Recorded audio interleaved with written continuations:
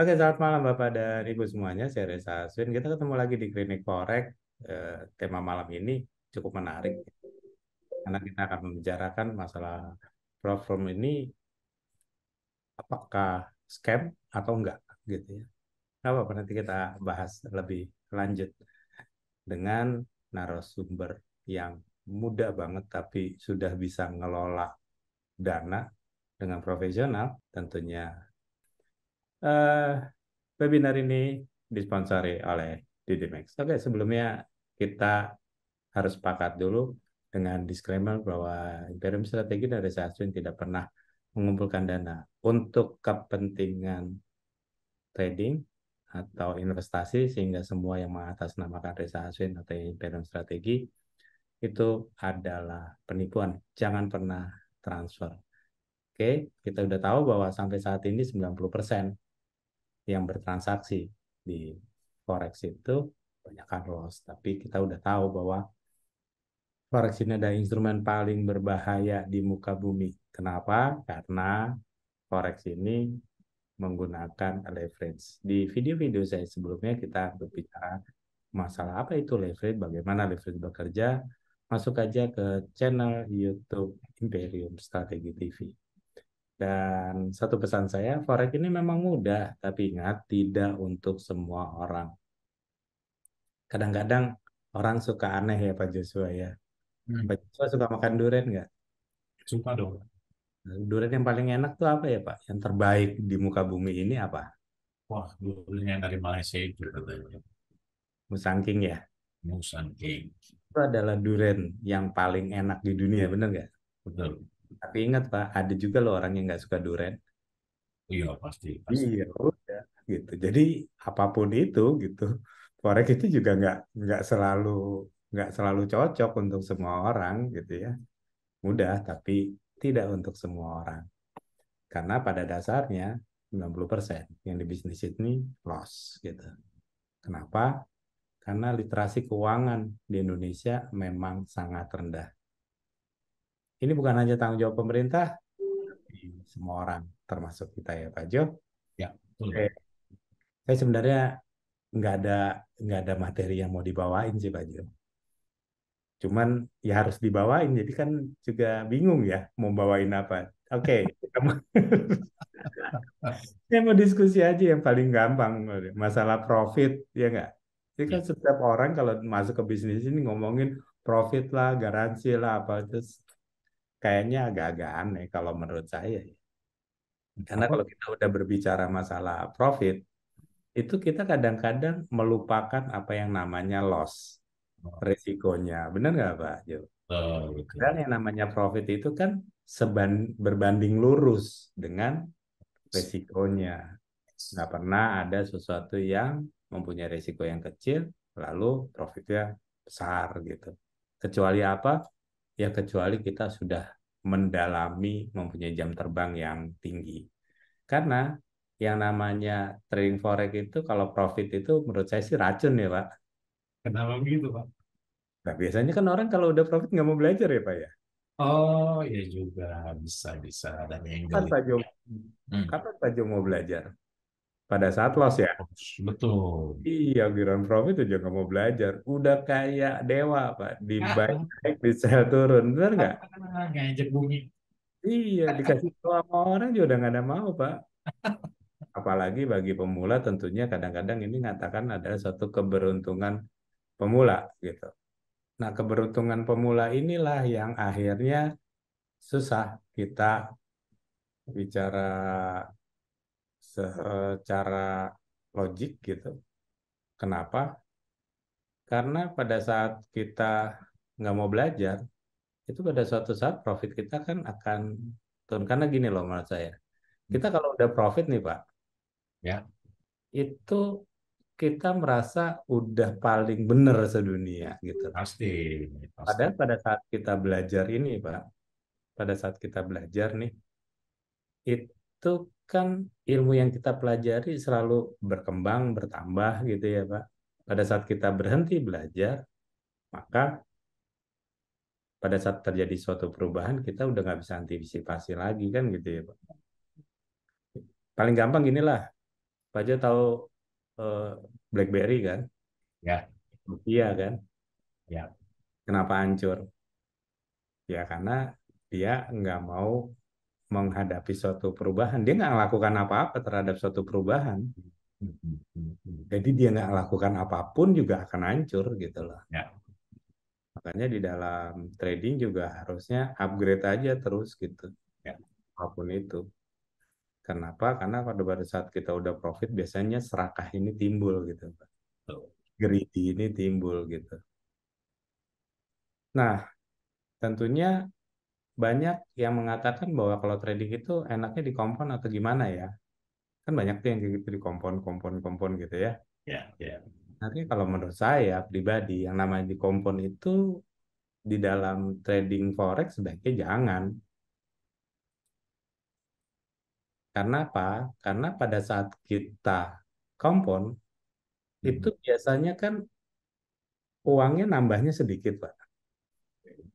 Contoh, dari 10.000 terus jadi 10.500. Kalau itu nggak di withdraw, Pak, Bapak berasanya gimana? Uangnya udah bertambahnya banyak ya. Iya, Pak. Nah, jadi volumenya ditambahin lagi, nggak sesuai lagi dengan Bagus. perhitungan. Betul, betul, betul. Kalau toh akhirnya profit juga, Pak. Hmm. Bapak mau mau masuk lagi nggak dengan volume yang kecil? Pasti nggak mau kan, Pak? Nggak mau. Hmm. Pasti lebih besar lagi kan, begitu salah Yo. selesai semuanya. Maka ada baiknya bahwa kalau sudah profit, kalau di forex ya withdraw aja, berapapun itu withdraw. Jadi sehingga kita mempunyai suatu kedisiplinan untuk money management. Dan tentunya kita nggak cenderung overtrade, Pak. Overtrade itu kan awalnya dari pertambahan uang kita yang harusnya belum optimal, tapi kita sudah menaikkan volume. Jadi ada baiknya kalau di trading forex itu jangan dikompon lah ya. Kecuali hasilnya sudah sesuai dengan modal yang kita punya, misalnya kalau punya 10.000 gitu ya, terus udah untungnya 5.000, ya udah tandanya kan 1,5 modal, sehingga volumenya pun bisa ditambahkan nambahnya setengah gitu. Kalau Ya. profitnya baru $50, terus volumenya ditambahin setengahnya kan keren ya Pak ya. Overtrade inilah yang akhirnya membuat kita menjadi repot gitu loh. Oke, eh solusinya terus gimana nih Pak? Gitu Hmm. ya. Ya jangan pernah kompon, lalu kumpulin profitnya ini di luar gitu ya. Mau di tabungan, mau di akun yang lain, kumpulkan, jangan di tradingkan. Sehingga pada saat sudah cukup dengan perhitungan money management silakan tambahkan kembali. Itu membuat kita tetap menjadi disiplin dan satu aja Pak, pesan saya, jadi robot itu susah gitu ya. Makanya jangan trading pakai robot gitu ya. Pokoknya kalau trading mah saya cuma pakai swing trading aja, money management yang benar, sentimen market yang benar, pakai analisa fundamental, teknikal, ini adalah metode yang saya pakai gitu ya. Bapak dan Ibu kalau mau menggunakan scalping, daily trade, position trading dan segala macamnya terserah karena itu adalah karakter masing-masing. Nggak bisa seseorang dipaksakan dengan karakternya orang lain gitu ya. Jadi Pak Jo punya karakter A disuruh pindah jadi B ya susah gitu. Pasti, pasti. Sebabnya metode untuk trading itu banyak banget sesuai dengan karakter masing-masing. Jadi kalau kita tidak bisa suatu metode, itu bukan berarti gurunya blow on terus muridnya stupid, enggak juga gitu. Mungkin ya karakternya nggak cocok, Pak. Ganti aja ya, ganti Ya. aja metodenya, ganti aja mentornya. Karena biar bagaimanapun juga yang namanya ikan, ya kalau dikasih ditaruh di darat ya mati gitu. Dia harus dalam habitatnya. Begitu juga dengan trading. Bapak dan Ibu semua, jika forex memang membuat Anda menjadi seorang berjudi, maka tinggalin aja. Ribet. Kalau enggak, dah Pak Jo, kita panggil Patrick. Oke, silakan Pak Patrick. Selamat malam, Pak Halo, Reza, Pak Patrick. Joshua. Apa Malam. kabar, Pat? Kita udah lama ya nggak pernah ketemu ya. Iya, lumayan, Mbak. Lumayan. Kita belajar, bukan belajar ya, kita bertemu untuk sharing, diskusi, belajar masalah trading itu sejak tahun berapa, Bet ya? Pas paling rutin 2018 19, Pak. Oke, 2018 tandanya udah sekitar 7 tahunan ya. Ya, ya, menuju 6 menuju 7 tahun, Pak ya. Enam 6. tujuh tahunan ya. Dan Pet, boleh tahu nggak umurnya berapa sekarang? Tahun ini 23, Pak. Wow, 23 tahun. Bapak dan Ibu Iya. 23 tahun ngelola uang plus minus 200.000 US dollar. Pet, ngomong-ngomong, ngeri nggak sih ngelola uang sebanyak itu dengan umur yang semuda seperti Patrick? Kebetulan sih enggak lah, Pak. Lama Oke, ada ilmu yang cukup kan, aman. oke. Jadi setelah udah kita belajar waktu itu di Imperium gitu ya, terus udah lama, terus setelah itu kan aku sama ayahnya Patrick tuh sempat nganterin ya belajar lagi di luar negeri ya PT itu tahun Ya, berapa ya? di Malaysia 2019, Pak, Agustus. Oke, jadi Bapak dan Ibu setelah belajar di Imperium, Patrick ini kan eh, cukup kritis, cukup detail gitu ya, sehingga eh, bilang, Reza, nih gua mau belajar lagi, boleh nggak? Ya boleh lah gitu ya. Di mana belajar? Yuk gitu. Kebetulan saya lagi nggak sibuk, ayahnya Patrick juga nggak sibuk, akhirnya kita ke Malaysia nganterin Patrick belajar, lalu sayanya Pak Chandra jalan-jalan ya Pet ya. Iya, Pak. Waktu itu, nah setelah belajar di Malaysia gitu ya, Patrick belajar lagi nggak di tempat yang lain? Ada ini sih paling apa namanya? Ada 2 kali lagi. Satu itu ada sama orang Italia waktu COVID, sama terakhir itu upgrade-annya Malaysia lah, Pak. Oh, Upgrade-nya. oke. Nah, waktu di Malaysia kan itu kan offline ya PT. Iya, Setelah itu belajar sama orang Itali itu offline atau online? online pas COVID, Pak.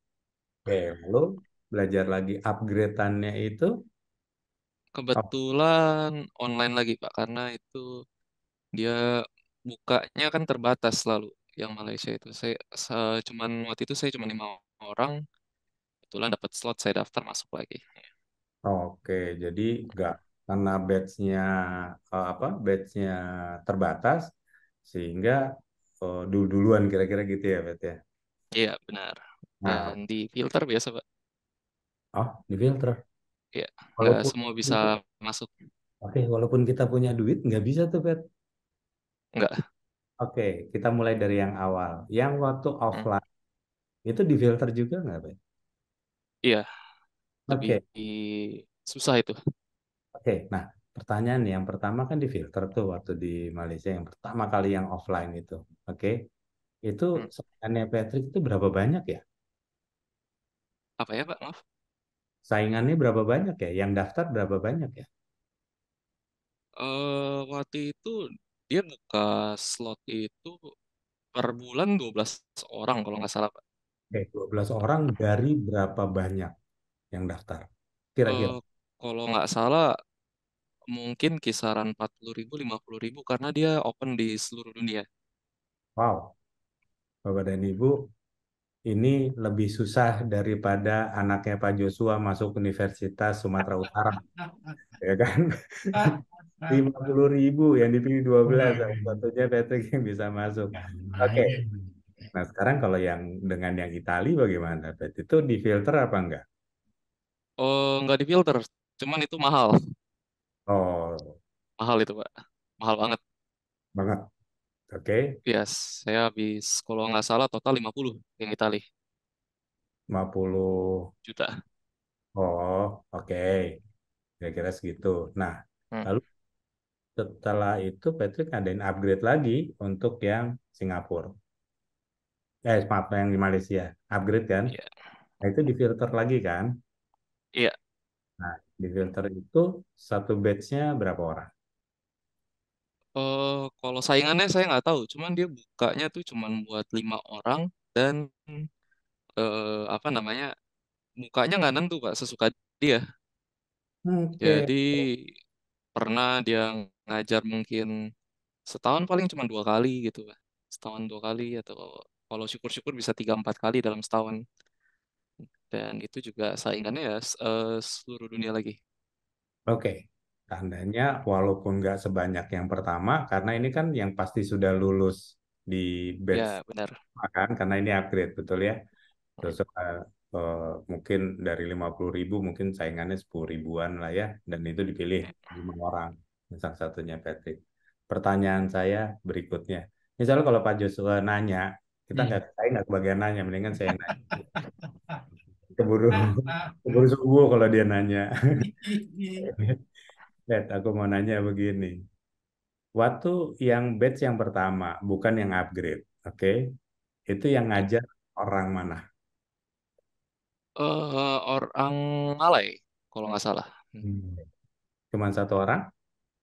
Iya, 1 orang dan kita itu diajarnya hanya 5 jam dan kita nggak dapat maintenance, Pak.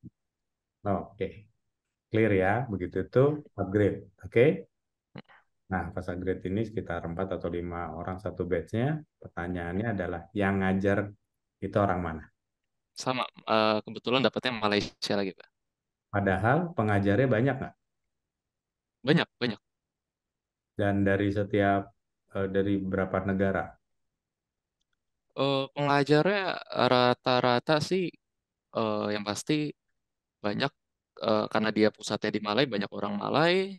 Kedua banyak orang Singapura karena kan pusat finansial juga di ASEAN dekat sama ada beberapa orang Dubai dan Hong Kong. Oke. Oke, kalau gitu Pak Joshua kita nggak usah lama-lama ya. Ya. Kita masuk ke slide-nya Patrick untuk membicarakan platform apa sih platform itu dan gimana bisa. Silakan Pak. Udah masuk ya, Pak?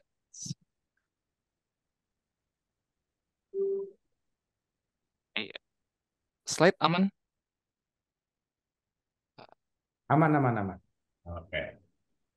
Ya, mungkin sedikit banyak ini presentasi tentang Profirm.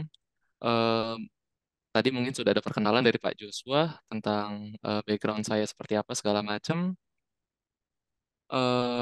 Saya ini udah aktif trading bisa dibilang dari 2018 untuk sebagai full time trader. Kalau kenal tradingnya sebenarnya mulai dari 2015, lebih cepat lagi. Cuman mulai benar-benar full time trading itu dari 2018. Dan udah ada pengalaman sebenarnya sebelum mengelola dana pro firm, saya udah ada kelola dana manual di 2019 waktu itu sampai total 260.000 US dollar. Dan sekarang lebih banyak mengelola di pro firm itu sampai 200.000 US. Hari ini topik yang ingin kita bawakan itu adalah tentang pro firm. Jadi ini ada beberapa sertifikat saya juga untuk memberikan kredibilitas atau kualifikasi untuk sharing tentang topik ini biar nggak dikira apa namanya trader gadungan mungkin ya. Jadi ini ada saya salah satu udah lulus di MFF dan lulus juga di FTMO. Ini kalau bisa dicek waktu itu dua pro firm terbesar sebelum akhirnya salah satunya ada yang collapse. Nah, ini konten hari ini jadi mungkin akan saya bawakan itu tentang apa itu pro firm, mengapa pro firm bisa terkenal belakangan ini, bagaimana cara mengetahui gimana pro firm itu legit atau enggak atau akan scam dan bagaimana ada tips-tipsnya buat lulus pro firm. Nah, jadi buat yang nggak tahu apa itu prop firm itu sebenarnya prop firm ini singkatan dari proprietary trading. Dia itu suatu perusahaan trading yang dimana dia tuh bisa mengelola dana sendiri atau dana dari perusahaan lain atau klien lain. Nah, dia jadi diisi oleh berbagai macam trader. Biasa kita sebutnya discretionary trader, yaitu trader-trader yang memiliki ilmu masing-masing untuk bagaimana mengelola aset-aset dananya. Nah, tradernya itu berasal dari berbagai macam. Ada yang misalkan dikontrak tetap sebagai pekerja tetap di perusahaan itu, ataupun yang bisa dibilang freelance atau dikontrak di luar. Nah, prop firm ini ya bisa dibilang eh, masih jarang di Indonesia, cuman udah mulai ramai di luar negeri, dan belakangan ini ya memang apalagi di dunia forex ini udah mulai banyak masuk, bisa dibilang cukup terkenal. Dan kenapa bisa terkenal? Ini saya ada statistiknya, data bahwa kita bisa lihat bahwa di monthly visitnya aja kurang lebih 4,9 juta visitor website, 3,6 juta, 2,5 juta. Ini ada berbagai macam perusahaan platform, dan dia divisitnya sebanyak ini oleh seluruh orang di dunia ini. Nah, jadi kenapa Prover mungkin bisa terkenal? Kalau menurut saya sendiri sih ada berbagai alasan. Ini terutama untuk trader-trader yang sudah ada pengalaman. Trader-trader yang berpengalaman itu ada kendala, biasanya kendala dana, di mana mungkin dia punya skill yang bisa dibilang udah levelnya advance, tapi dananya masih cukup rendah. Nah, jadi Prover ini bisa dibilang sebagai penjembatan di mana gimana bisa trader yang udah ada skillnya udah advance bisa juga mengelola dana yang lebih eh, sebanding lah, bisa kita bilang. Kenapa seperti itu? Karena kalau ditanya kepada trader-trader yang misalkan sudah memiliki skill yang ini, skill yang advance itu, mereka pasti akan bilang pusingnya mengelola dana $1.000 itu sama dengan pusing mengelola dana $100.000 ataupun $1 juta. Pusingnya sama. Perbedaannya hanya di profit yang dihasilkan saja. Karena dari itu, eh, mohon maaf ya, mengapa capek-capek trading di $1.000 kalau misalkan bisa ada kesempatan untuk trading di $100.000. Nah, cuman kan mungkin kesempatan ini tidak datang buat semua orang. Sebelum ada platform, mungkin kayak dulu saya untuk mengelola dana orang harus ada kebetulan ada kenalan, harus ada pitching dulu ke investor segala macam ya. Sedangkan kalau platform ini bisa dibilang jalurnya lebih mudah. Nah, kenapa dia lebih mudah itu? Karena bisa kita lihat dari sini. Ini adalah salah satu tabel tentang prop firm, yaitu tabel pengelolaan dana. Jadi ada pertama ada account balance. Ini misalkan kita ambil contoh kita mau mengelola dana sebesar 10.000. Untuk mengelola dana 10.000 ini, yang kita butuhkan itu hanya 155 euro atau kurang lebih kisaran mungkin 2 jutaan. Maksudnya bagaimana? Nah, mungkin bisa saya jelaskan dikit. Jadi, prop firm ini untuk trader-trader yang freelance atau kontrak di luar seperti saya, itu kita bisa mengelola dana company mereka dengan syarat kita itu satu harus lulus challenge mereka atau verifikasi mereka. Bagaimana cara lulusnya? Itu misalkan kita mengambil pertama itu kita membayarkan biaya challenge sebesar $155 ini, lalu kita akan mendapatkan account demo dulu sebanyak biasa ada dua tahap, yaitu kalau misalkan kita ambil yang 10.000 kita akan dikasih account 10.000. Nah, account 10.000 itu nanti kita akan trading kan dengan kita bisa lihat ada profit targetnya ini 1.000 atau kurang lebih 10%. Jadi kita di-challenge oleh perusahaan atau prop firm, kita di-challenge apakah bisa dengan modal 10.000 kita hasilkan 1.000. Nah, dan ada syarat lainnya itu nggak segampang itu. Dia ada pasang lagi, misalkan salah satu syaratnya ini adalah maksimum daily loss, yaitu maksimal loss dalam sehari itu $500 atau bisa dibilang 5%. Jadi bisa gak nih seorang trader dia menghasilkan total 10% dengan resiko hanya 5% dalam sehari, atau maksimum loss, total lossnya itu 10% juga. Nah, kalau misalkan tradernya berkemampuan, nanti setelah dia lolos dua tahap, pertama tahap verifik, dua tahap verifikasi, nanti dia akan diberikan account real 10.000 untuk dikelola oleh tradernya. Nah, ketika dia sudah mengelola dana 10.000 itu, dia nanti akan mendapatkan profit split dari keuntungan. Jadi misalkan 10.000 dia profit 10%, dia profit 1.000. Nah, profit splitnya biasa itu mereka kasih lumayan gede. Kisaran mulai dari 70 sampai 80%. Jadi dari $1.000 kita dapat $700. Di mana $700 itu aja udah lebih dari biaya biaya challenge awalnya, yang dimana ini pun challenge awalnya di orang biasa kasih refund kalau kita lolos. Kalau kita nggak lolos bagaimana? Itu angus duitnya. Jadi memang eh, menurut saya sendiri sih ini memang suatu apa ya, suatu cara yang sangat membantu, di mana misalkan kita modal 155 euro bisa kelola dana 10.000.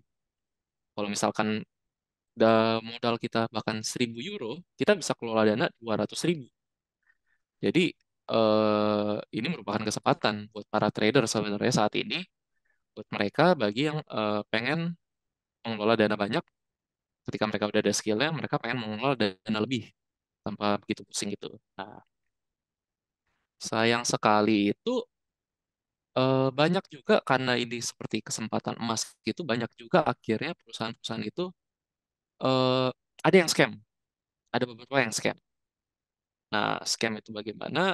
Jadi ini ada saya ambil beberapa mungkin list trading platform yang terkenal atau yang baik saat ini, dan ada beberapa mungkin dapat kabar juga ada beberapa yang udah scam di masa lalu itu. Contoh salah satunya yang saya kena juga itu di MFF atau My Forex Fund.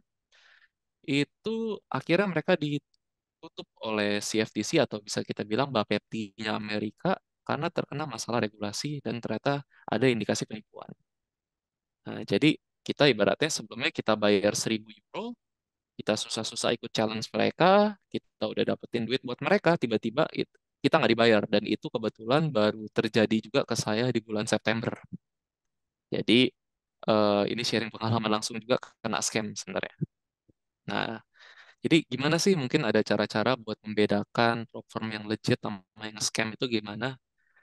Yang pertama mungkin kita harus cek juga regulasinya. Jadi ketika kita datang, kita cari misalkan di Google, platform company, nanti akan muncul berbagai macam, ada A, B, C, D, segala macam.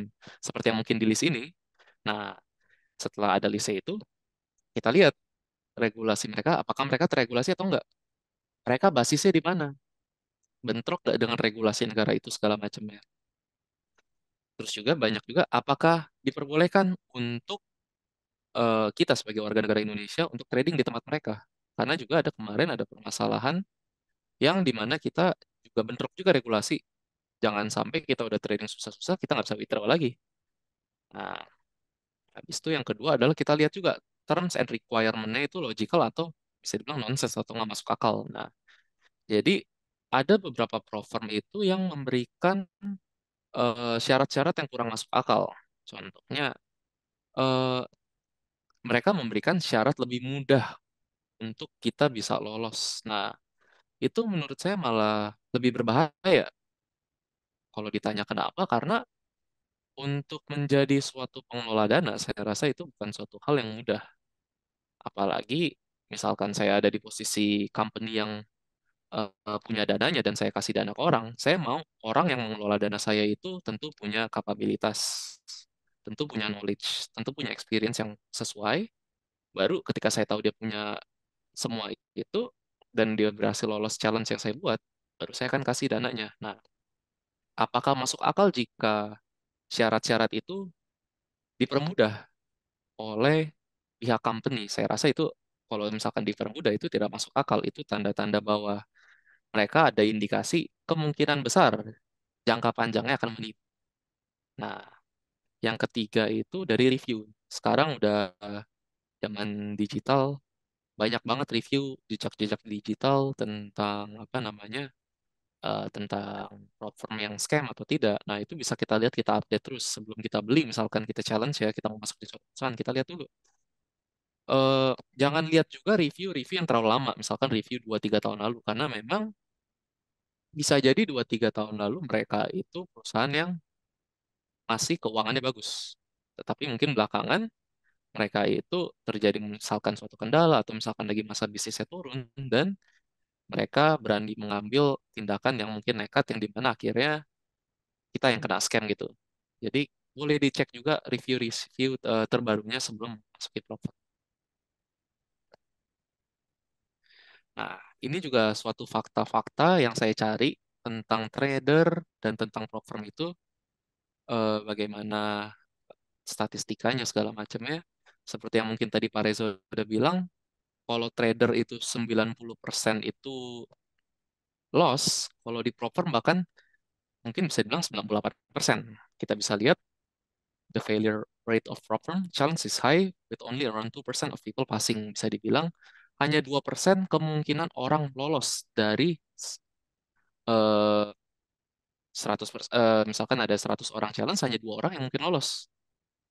Jadi memang bisa dikatakan sebenarnya untuk menjadi suatu trader platform itu nggak mudah, sulit karena memang terbatas oleh tadi syarat-syarat yang mereka sudah tentukan buat kita menjadi seorang trader proper. Nah, karena dari itu kalau misalkan memang syaratnya sulit pun itu sebenarnya menurut saya malah indikasi bahwa dia itu ingin menjaga perusahaannya benar-benar, dan itu malah jadi tanda bahwa dia itu sebenarnya company platform yang legit, yang tidak akan scam. Nah, terus ada regulator atau yang menjaga itu harus memberikan data-data yang sebenarnya kepada publik. Jadi kalau misalkan nanti setelah ini ada yang ngecek website-website law firm, dia orang tuh biasa kasih data, statistik berapa banyak yang loss, berapa banyak yang profit, berapa banyak yang akhirnya dibayar, berapa banyak yang gagal bayar, itu biasa mereka kasih data semua. Nah, kalau mereka berani kasih data itu, mereka transparan, itu salah satu tanda bahwa mereka itu company yang memang legit, bisa saya bilang. Nah, only a small percentage of traders who apply to prop firm actually make it to the desk. Ya, ini juga benar banget. Jadi banyak kejadian itu setelah mereka lolos, mereka tuh hanya bertahan mungkin hanya 1-2 bulan. Jadi misalkan mereka sudah berhasil withdraw 1 bulan 2 bulan, tapi akhirnya mereka lolos lagi. Jadi memang menjadi trader, terutama trader seorang prop firm itu atau pengelola dana pada umumnya, baik di prop firm atau tidak, itu memang sangat sangat sangat sangat sulit untuk bisa profit satu, dan untuk bisa konsisten profit. Karena kalau kita ngomongin loss di sini, saya rasa kalau loss sudah nggak akan jadi trader prop firm. Jadi untuk profitnya sulit, apalagi untuk konsisten profit. Nah, jadi memang nggak banyak orang bisa untuk bisa lolos ini. Nah, alasan-alasan kenapa mereka nggak bisa lolos adalah karena sebenarnya yang apply jadi trader pro firm itu adalah orang-orang yang kebetulan dia orang tergiur. Misalkan saya punya dana tadi, saya punya $200. Saya trader pemula punya $200. Saya mikir, saya kalau trader $200 ini, kalau misalkan bisa sebulan 10% aja, saya cuma dapat $20. Nggak hidup, nggak makan. $20 itu kan kurang lebih hanya 500. Nah, sekarang itu 300.000. Nah, saya mikir, oh daripada saya trading pakai duit sendiri $200, saya coba aja beli challenge yang tadi, yang 10.000, yang seharga 100 euroan. Nah, saya beli itu kan dengan harapan, wah saya bisa mengelola dana 10.000 nih. Saya mengelola dana 10.000, nanti kalau misalkan saya profit sama juga 10%, saya dapat 1.000, potongannya 70%, saya dapat $700. Padahal modal $200. Kali 350%, 3,5 kali lipat. Itu kan jadi suatu, apa ya, menimbulkan harapan-harapan di diri mereka bahwa, oh mending kita ambil profit, mending kita ambil profit, kita ambil aja. Padahal mereka lupa bahwa di poin ini, most retail traders lack the necessary training, knowledge, and passion. Dia orang lupa bahwa mungkin mereka hanya trader yang baru mulai, belum ada basis ilmu yang cukup, belum ada basis psikologi yang cukup, belum ada basis mental yang cukup, belum ada background yang cukup di market, financial market ini. Tapi mereka nekat aja langsung itu. Yang jadinya adalah mereka mungkin loss terus, tidak lolos challenge, loss terus, atau ibaratnya beli challenge terus. Nah, itu yang akhirnya bikin statistiknya juga turun untuk trader-trader nggak lolos platform. Nah, jadi memang tidak disarankan untuk trader pemula itu ngikut platform. Ini udah di disclaimer dari awal biar tidak loss duit lebih banyak ke depannya. Lebih baik belajar dulu, cari ilmu dulu sebelum akhirnya mungkin nanti mau suatu hari mau masuk law firm, mendingan belajar. Ya ini seperti yang saya sudah bilang, many beginner traders gamble. Dia orang berharap ya udah siapa tahu berhasil gitu.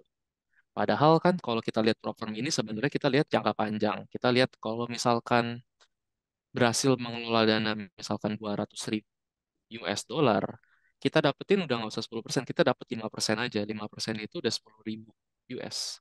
10.000 US kita ambil cut, kalau biasanya udah jangka lama mereka berani naikin dari 70% cut kita Jadi 80% dari 10.000 kita dapat 8.000 atau kurang lebih setara hampir 120 juta. Di momen-momen sekarang yang apa namanya tidak stabil atau segala macam, kalau kita misalkan udah dapat 120 juta per bulan, saya rasa itu udah sangat bersyukur banget mungkin buat bagi kita semua, baik mau di umur berapapun, di umur yang muda atau di umur yang sudah lebih tua pun itu udah duit yang sangat banyak saya rasa. Jadi sebenarnya lupa bahwa mending kita pelan-pelan kita lihat jangka panjangnya. Walaupun bisa 5% dalam sebulan, dalam setahun itu 60%.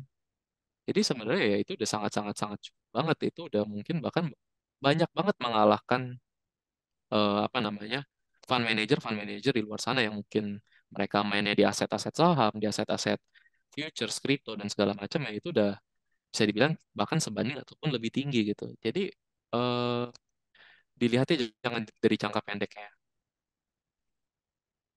Jadi mungkin ada beberapa juga sharing dari saya strategi-strategi prop firm karena saya diminta Pak Reza juga untuk sharing di sini karena sebagai saya udah pernah juga loss berkali-kali ya, tapi akhirnya berhasil lulus ya dan berhasil bertahan dia juga sebelum akhirnya sebenarnya akaun saya hilangnya karena di scam dan akhirnya karena regulasi juga. Oke, saya juga sharing di sini kenapa bagaimana cara menghindarinya gitu. Jadi untuk lolos strategi prop firm ini ataupun sebenarnya untuk trading biasa juga ini bisa diaplikasikan di dunia trading biasa akun retail kita pribadi yaitu risk management trading itu nomor satu atau top tier menurut saya. Jadi kalau saya main trading proper sama trading akun pribadi itu risknya jauh berbeda. Di resiko trading saya itu sangat-sangat rendah. Per trade itu mungkin hanya 1% maksimal 2% kalau yakin banget. Jadi kalau misalkan saya hanya loss 1 sampai 2%. Kalau lagi konservatif banget mungkin hanya 0,5%. Tapi dari 0,5% itu saya biasa mungkin bisa dapat 2%, 3% saya akumulasikan 2-3 kali trade udah cukup akhirnya untuk sebulan. Jadi kalau misalkan saya win rate cukup bagus dan kebetulan lagi dapat apa namanya dapat 2% dalam satu trade paling saya cuma trade 3-4 kali itu udah sangat-sangat cukup banget. Jadi memang ini orang yang mungkin masih susah karena kalau kita misalkan biasa di account sendiri dan apa namanya misalkan maaf kita kelola account kecil, let's say kita kelola hanya $200 kurang lebih 3 juta. Nah, kita melihat $200 ini 3 juta mungkin saya rasa bagi para peserta semua mungkin ada yang itu cukup besar, tapi ada juga beberapa orang menganggap ini hanya 3 juta di trading. Ya udahlah kalau loss nanti saya bulan depan saya top up lagi. Yang akhirnya resikonya kayak apa namanya? Resikonya resiko judi gitu, all in all in all in terus. Nah, itu kalau ketika transisi dari trader retail gitu ke trader pro firm seperti itu nggak bisa. Itu hancur pasti. Itu pasti akan gagal-gagal challenge mulu. Dan nanti malah kena mentalnya lagi, nanti duitnya malah habis lebih banyak lagi. Jadi kalau misalkan resiko manajemen tradingnya masih kurang bagus, mendingan jangan ikut ini dulu, latihan dulu. Karena average-nya biasanya drawdown-nya ini hanya 2-3% bahkan. 2-3% maksimal 4%. Karena kan ada batasan maksimal 1 hari 5% itu. Jadi memang udah dibiasakan low risk, tapi gain-nya juga akan naik terus. Ya. Nah, yang kedua yang tadi saya sudah bilang, ilmu yang cukup dalam trading. Ilmu cukup ini sangat penting banget karena memang apa namanya buat trader-trader pemula segala macamnya itu banyak yang belum mendapatkan ilmu yang cukup atau ilmu yang tepat. Saya sering banget ngomong ke apa namanya ilmu yang cukup tuh seperti apa sih misalkan ditanya dan saya selalu menjawab ilmu yang cukup itu adalah ilmu yang dimana ketika misalkan kita trading itu kita udah nggak perlu khawatir lagi. Ketika kita entry, kita tahu alasan kenapa kita masuk, di mana kita masuk, kapan kita keluar, di mana kita keluar. Dan kita ketika kita trading itu bukan yang kita nggak bisa tidur. Kita trading kita entry ya sudah apapun yang terjadi. Kalau loss pun ya sudah tak masalah. Kalau profit ya udah syukur juga. Itu yang menurut saya itu ilmu yang cukup karena kalau memang bagi para peserta di sini memang ingin menjadi trader for living ataupun jadi prop firm trader, untuk menjadi seperti itu butuh juga selain ilmu yang cukup adalah mentalnya, selain robot like mentality. Itu diperlukan mental yang bawah. Oh ya sudah, misalkan loss itu loss satu trade, oh belum ada setup trading yang bagus lagi buat masuk. Nggak masalah masuk.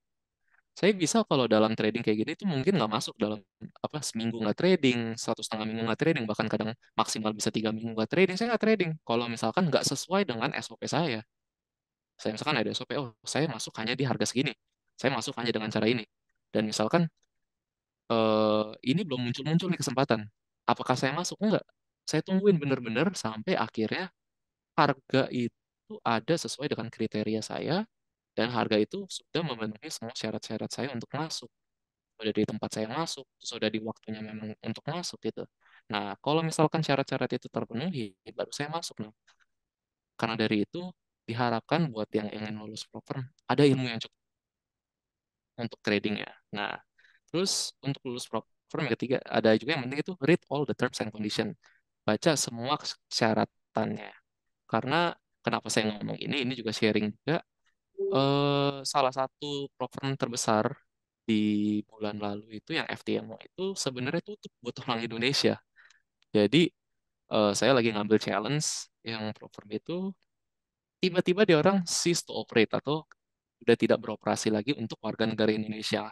Tiba-tiba banget karena ternyata ada regulator di Indonesia itu melarang kita warga negara Indonesia untuk trading di platform itu. Akhirnya ya duitnya hangus juga. Akhirnya saya nggak lulus gitu. Nah, itu harus dibaca benar-benar juga all the terms and condition-nya. Karena ada juga beberapa kali mungkin kita nanti bisa amit-amit kita nggak mau ya. Ketika kita udah susah-susah capek jalan sampai lulus, tapi ternyata kita di apa kontrak kita di terminate, kontrak kita diputuskan sepihak gitu. Nah, itu terjadi juga ke saya. Dan itu kadang terjadi mereka alasannya agak alasan-alasan konyol juga.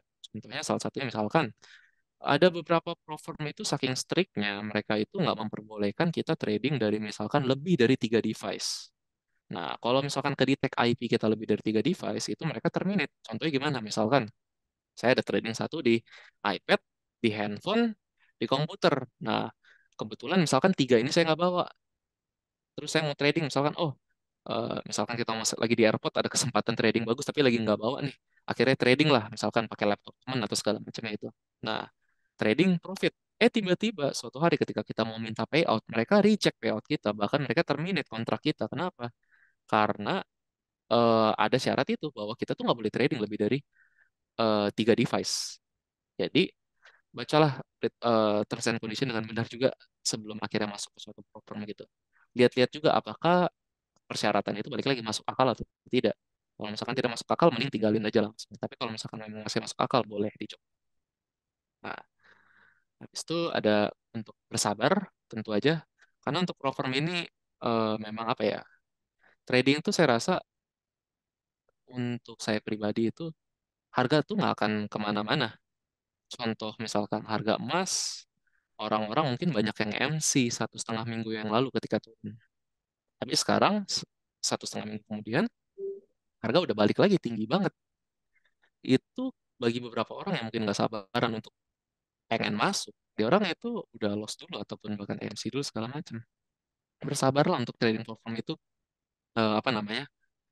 Cukup mungkin bisa kita misalkan akumulasikan hanya 2%, 2%, 2% dulu aja dibanding kita harus langsung plus 10% gitu. Karena banyak yang wah pengen cepet-cepet lulus karena pengen cepet-cepet withdraw, pengen cepet-cepet dapat payment dari mereka. Nah, itu juga apa namanya pemikiran yang menurut saya salah karena tidak akan bertahan di jangka panjang.